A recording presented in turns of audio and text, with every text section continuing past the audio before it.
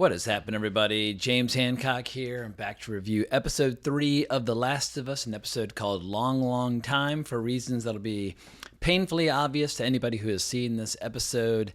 And if I sound a little weak and weary, it's not because I'm about to start crying because of this very sad, moving episode, but I'm deeply, intensely hungover. But we're going to power through because that episode was amazing. And it was a massive departure from the game in many ways. I mean, when it comes to Joel and Ellie, their storyline more or less is exactly as originally written, but I'll get into some of the differences from the game toward the end of the video. But for now, let's just focus on the obvious.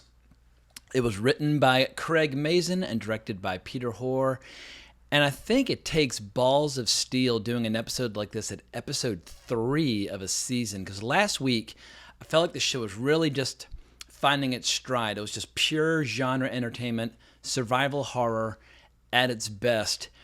And then to just press pause and to give us this incredibly sad, moving love story amidst all this carnage and end-of-world depression and whatnot. I mean, obviously, there's a little bit of action when the Raiders attacked the compound run by Bill, and there was a little interaction with one of the infected early on in the episode where Ellie was kind of experimenting with his face with a knife.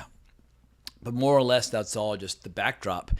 And I imagine that moving forward, we're probably going to see a lot more of this, where this dystopian, hellish future or alternate present is going to be the backdrop, allowing them to tell a wide range of stories. And there's going to be a lot more stories coming our way. I mean, obviously, there are 9 episodes this season, but we just saw news the other day that the show has been renewed for season 2, which should come as a surprise to no one because this show has been one of HBO's biggest successes of the last 15 years. Like Boardwalk Empire, House of the Dragon, and this all had massive launches. So I don't know how closely the show will adhere to the second game, and I've not watched the full cinematics yet for the second game. The only part that I've watched, and this is not a spoiler unless you've already played the game, in which case it's not a spoiler, but I watched the Rat King sequence just because I'm so obsessed with the different stages of infection and how they evolve. But if you're in the mood to get freaked out, just look up The Last of Us Part 2 Rat King. And what's incredible is how watching a sequence played by somebody else I found to be incredibly terrifying, which shows just how powerful these games can be. And as I said in previous videos, I think moving forward, this show is going to continue to be the model to which every video game adaptation aspires to be, because, I mean, our history is littered with really bad movie and show adaptations of video games. There are very few exceptions to that, but obviously we're in brand new terrain here. And for people who are diehard video game fans, they've known this for years, but video games are the dominant art form right now. If you take all the revenue and all the clicks and all the eyeballs from film and television and put it together, it doesn't come close to the world of video games. So it makes sense that finally film and television would start taking a page from the book from some of the best games out there. And who knows, maybe we'll see some really cool adaptations of Fallout or the Elder Scrolls franchise or the Dark Souls franchise or Red Dead Redemption or whatever the case might be. The possibilities are quite literally limitless. But as you can probably tell from the tone of my voice, this show has very quickly gotten under my skin. I find myself thinking about it and looking forward to it.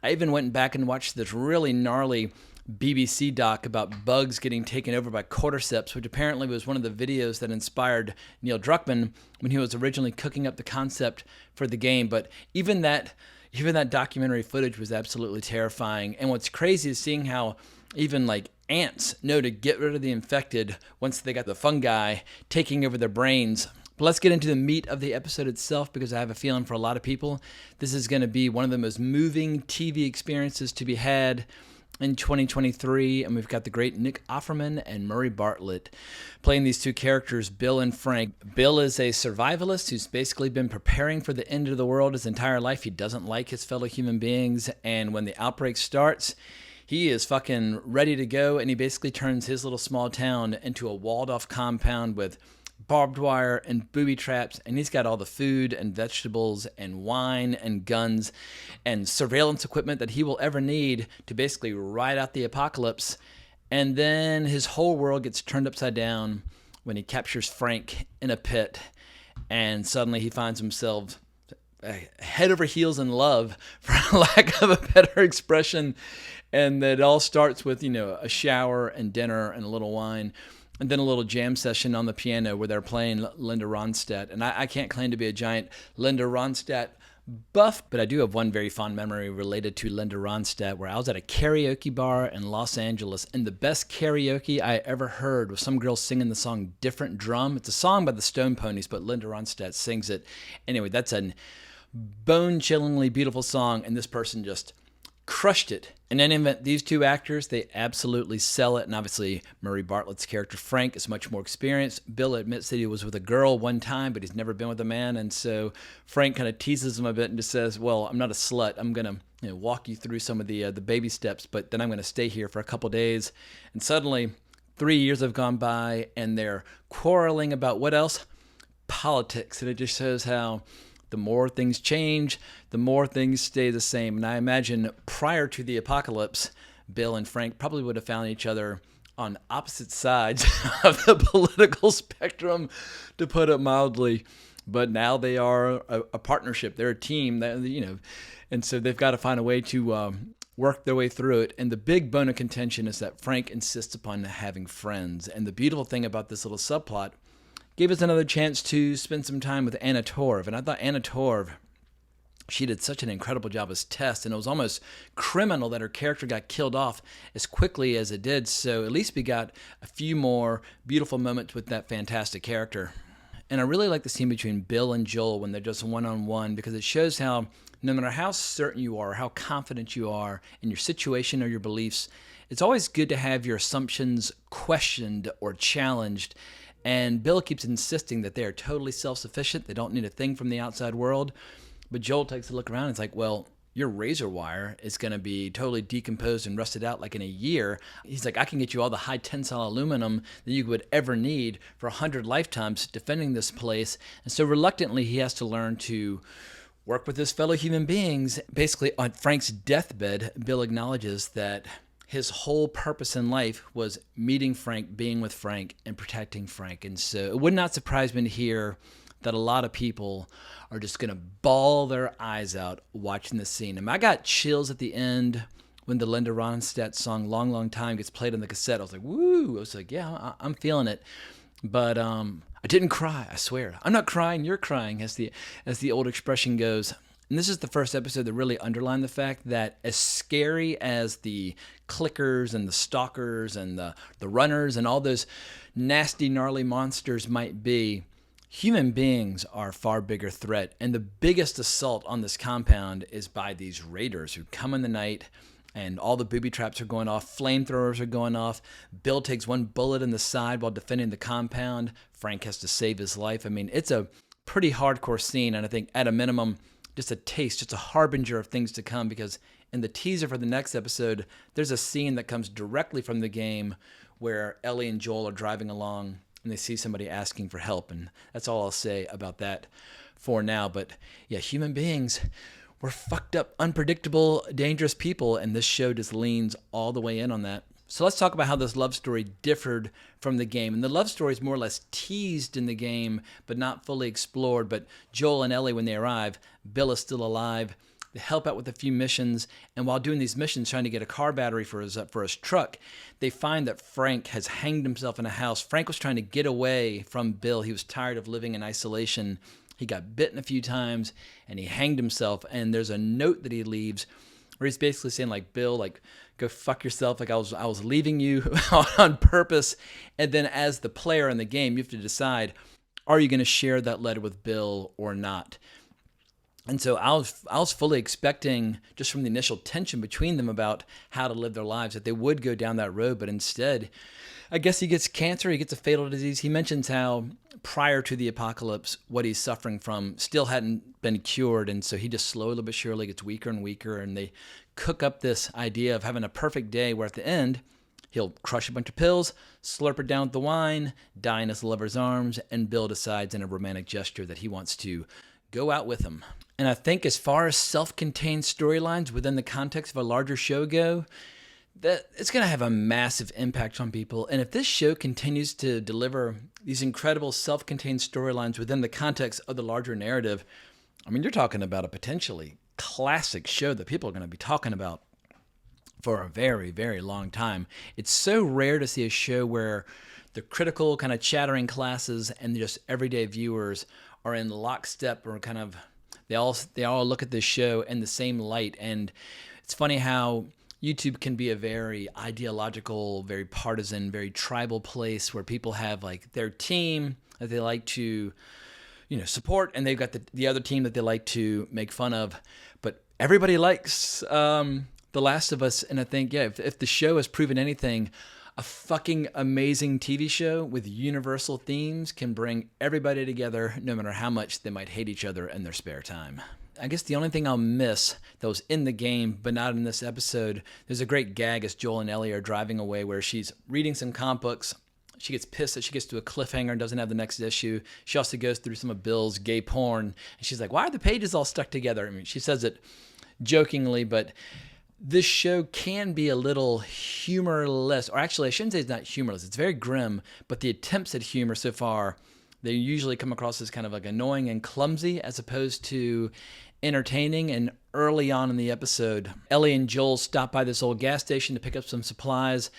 And Bella Ramsey, as talented as she is, she struggles to just be like a natural kid. Like, she can really nail the dramatic sequences, but I find that she kind of fluffs the lines when she's just trying to be a normal, energetic teenage girl. And she runs over to a stand-up arcade console, I think it was Mortal Kombat 2, and starts ranting and raving about how one of her friends knew everything about it. And it was some of the most inauthentic, hollow dialogue that I've ever heard. And I was like, ugh, like, I don't know why she struggles with just the regular teenager stuff. But for the big dramatic scenes, she's got the chops. So my hope is that as the season progresses and the stakes continue to go up and it becomes more and more dangerous and terrifying, that her natural strengths as an actress, she'll get to play to those. And yeah, it was interesting seeing her come face to face with that critter under all those cinder blocks, and he's just, but we really got a long, lingering close-up of what it's like as all the fungus starts to kind of like spread and grow out of their face. And I've been doing a little research about the different stages of these creatures, and they go from runner to stalker to clicker to bloater, or if they're in a wet environment, a shambler. And that one really looked like he was in his stalker phase, where he can still kind of see, but obviously when they get to clicker stage, their eyes are gone, and so they have to rely upon echolocation and that sort of thing. But as somebody who's obsessed with just the world that they're creating, this fictional setting, I just appreciated really getting to kind of zero in on those really disgusting, gnarly details of that creature.